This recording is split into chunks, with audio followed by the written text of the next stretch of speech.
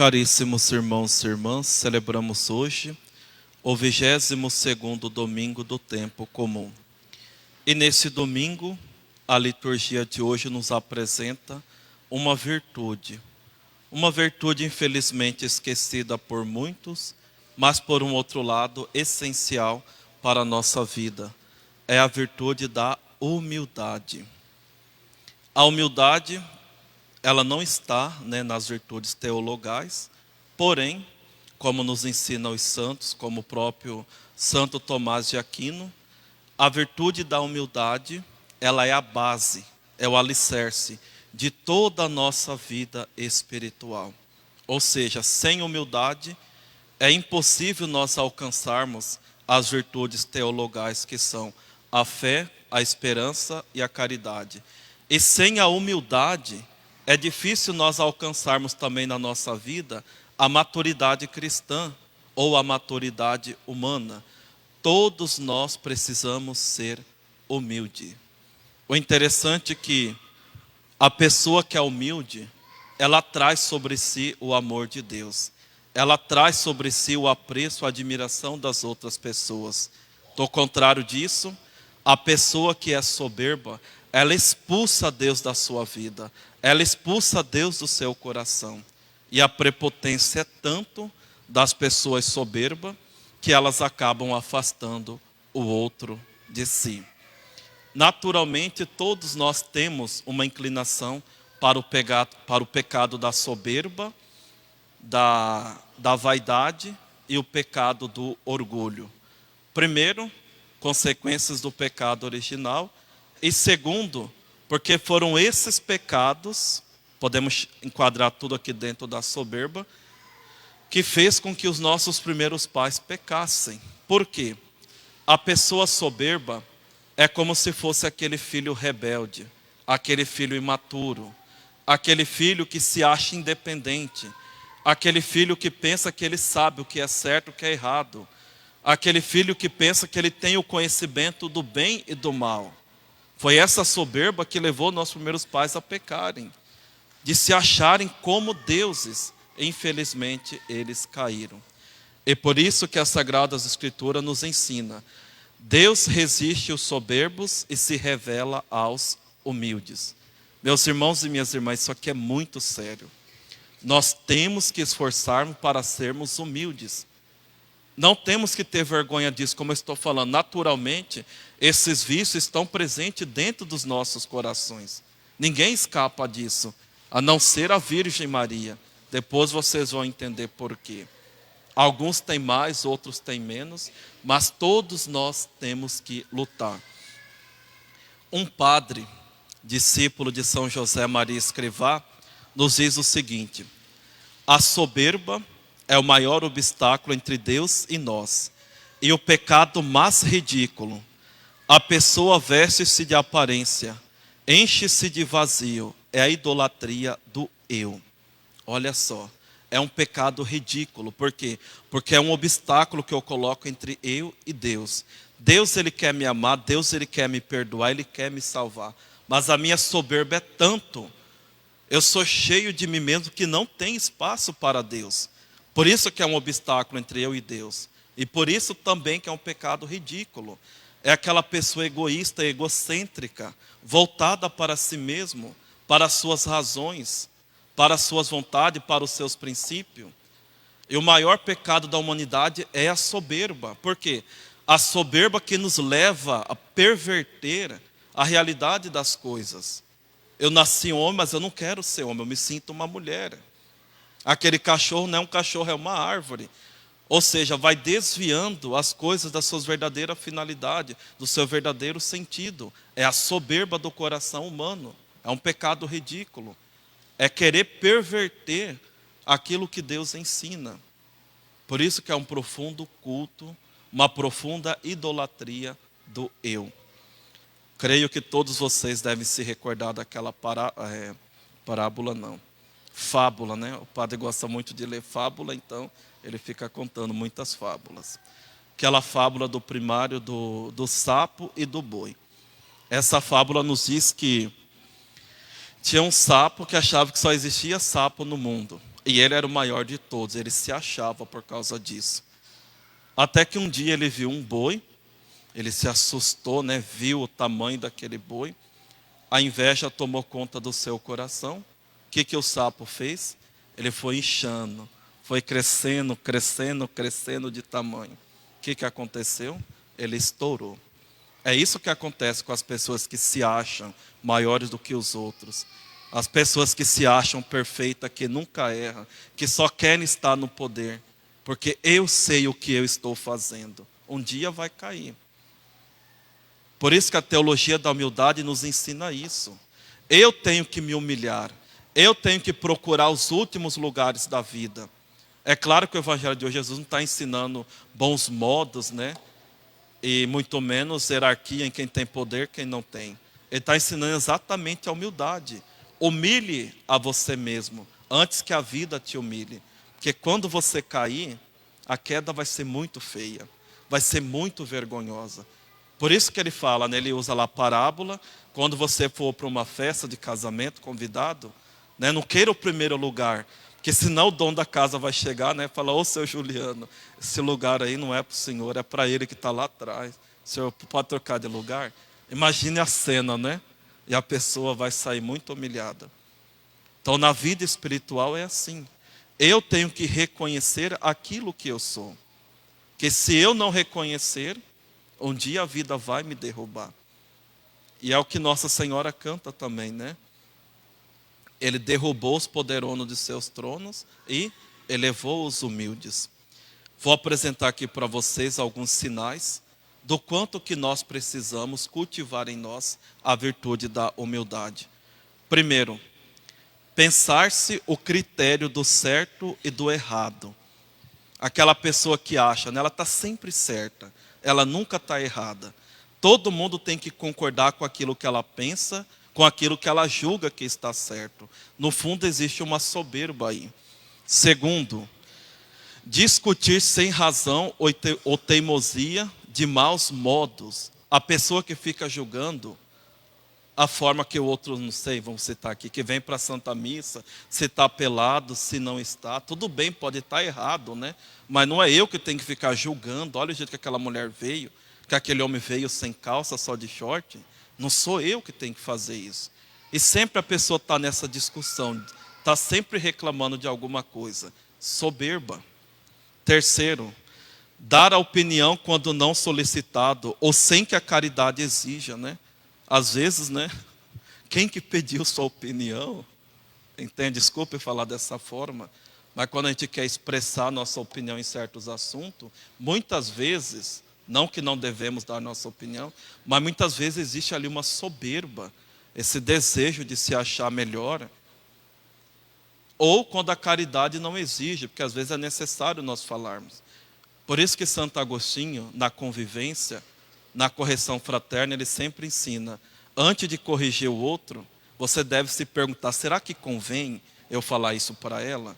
Que às vezes eu vou falar para ela e vai gerar uma confusão. Aí o melhor remédio é o silêncio, a oração. Então tem uma soberba aí por trás, querer ficar dando opinião sem ninguém pedir. Depois, ficar triste quando não é valorizado como gostaria. Obviamente que todos nós temos as nossas qualidades, assim como temos os nossos defeitos. E quando nós fazemos algo, muitos querem ser reconhecidos por aquilo. Meu Deus do céu, olha só, eu cantei, ninguém falou que eu cantei bem. Meu Deus do céu, eu fiz aquela comida, ninguém falou que estava boa aquela comida. Eu ajudei aquela pessoa e aquela pessoa não reconhece, olha só, não sou amado. Entendem? Existe uma soberba aí por trás, né? Quinto, louvar-se, né? Eu sou muito bom, eu sou perfeito, né? Eu sou o caminho, a verdade e a vida. Ressentir-se, pessoas que se magoam com qualquer coisa. Às vezes um foi lá por caridade, chamou a atenção, já está magoado, né? Vou citar um exemplo tão bobo aqui, né?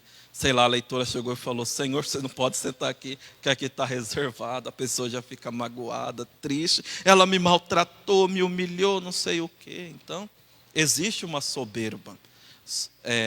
Na vida espiritual é chamado de soberba ferida.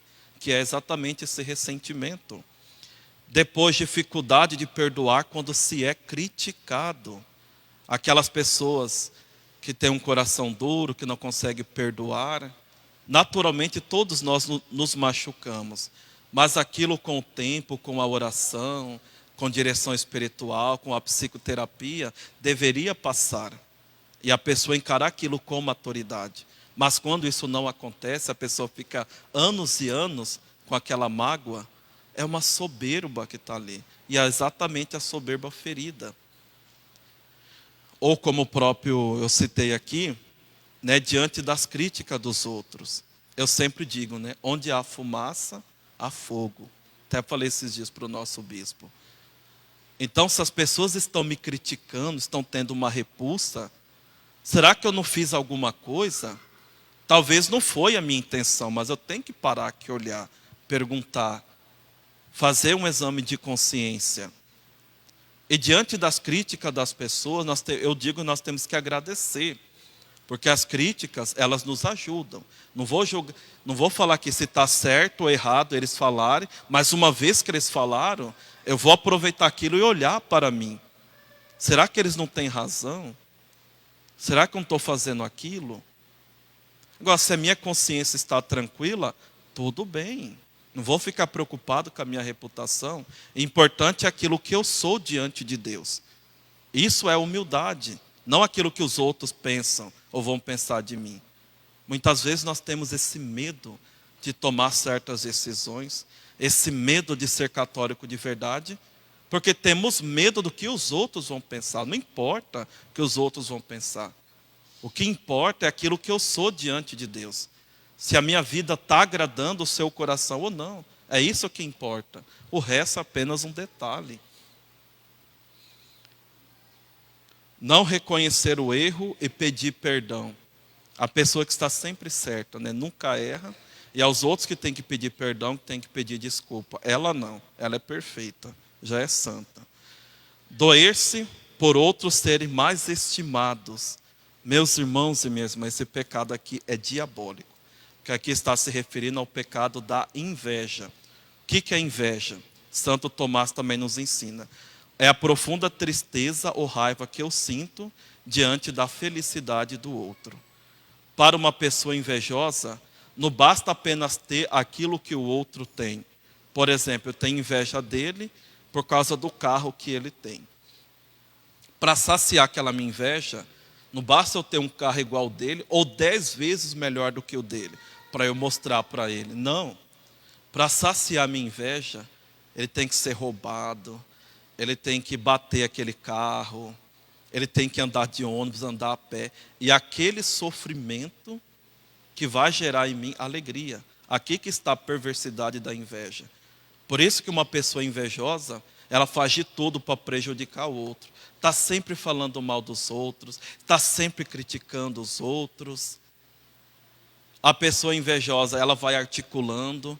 Muitas vezes essa pessoa invejosa está do nosso lado, está sorrindo, mas por trás tem esse tipo de comportamento. Inclusive na neurociência, eles chamam de neuroimagem, não é minha área, mas eu compreendo isso. É possível ver as alterações cerebrais do cérebro de uma pessoa que tem inveja. Quando ele se depara com a pessoa invejosa, com a pessoa invejada, se dando mal, aquilo gera prazer, aquilo gera alegria. Repito, naturalmente todos nós temos esse vício, mas nós temos que lutar para sermos melhores, para sermos santos. E aceitam apenas comandar, não serem subordinados. As pessoas soberbas, elas sempre querem estar no poder, elas sempre querem mandar. Nunca ouvir, nunca aceitar conselho, nunca mudar aquilo que determinou, nunca obedecer. Quando uma pessoa está no cargo e depois ela é tirada, meu Deus do céu, a vida daquela pessoa muda. Por quê? Por causa da soberba. E vocês ouviram no finalzinho da primeira leitura, né? Que para um orgulhoso não há remédio. Porque ele está atolado no pecado e não consegue reconhecer aquilo que faz ou aquilo que fez. Isso é muito sério. Se nós não tomarmos cuidado, esse vício vai tomar conta do nosso coração. Por isso que o remédio é todos nós buscarmos a virtude da humildade. Mas, padre, o que é a humildade? A humildade, diz Santa Teresa, consiste na verdade. É você olhar para você mesmo da mesma forma que Deus te vê. Reconhecer sim suas qualidades, não é soberba reconhecer, mas também as suas misérias. Ou como nos ensina Santa Teresinha na Pequena Via, se fazer pequeno como uma criança, né? Tem várias crianças por aí. Se reconhecer nessa total dependência de Deus. Que tudo aquilo que você tem, que você possui, que você é, não é mérito seu, mas é mérito de Deus. Porque se Deus nos tirar a sua graça, nós não somos nada. São Paulo nos diz, né? Quem está em pé, tome muito cuidado para não cair. Ou São João da Cruz, né? Que sem a graça de Deus, nós não passamos de um pratinho de cinza. Do pó viemos, do pó voltaremos. É isso que a igreja recorda na missa da quarta-feira de cinza. Do quanto que nós precisamos ser humildes diante de Deus. Nós não somos deuses. Nós somos criaturas que foram adotados como filhos de Deus, amados por eles, mas deuses jamais. Santo Agostinho nos diz o seguinte: a inveja é filha e escrava do orgulho. Por esses dois vícios, orgulho e inveja, o demônio é o que é. Eu achei muito forte isso. Inveja e orgulho fez do demônio ser o que ele é ou o que eles são. Tomemos muito cuidado. Vamos reconhecer e trabalhar isso em nós. Santo Agostinho também diz, achei isso aqui belíssimo. Observa a árvore, a fim de crescer para cima, primeiro ela cresce para baixo. Primeiro finca sua raiz na humildade da terra, para depois lançar seus galhos aos altos céus. Isso é a virtude da humildade. É nos fazer pequeno, é nos humilhar, é nos fazer reconhecer a nossa pequenez. Porque é diante dessa pequenez que Deus vai fazer em nós aquilo que Ele fez na Virgem Maria. Por que ela era cheia de graça? Porque era vazia de si mesma. Portanto, meus irmãos e minhas irmãs, vamos pedir nessa Santa Missa a graça de sermos humildes, para que, a exemplo da nossa Mãe do Céu, vazios de nós mesmos, sejamos cheios de graça, cheios da presença de Deus em nossos corações. Louvado seja nosso Senhor Jesus Cristo.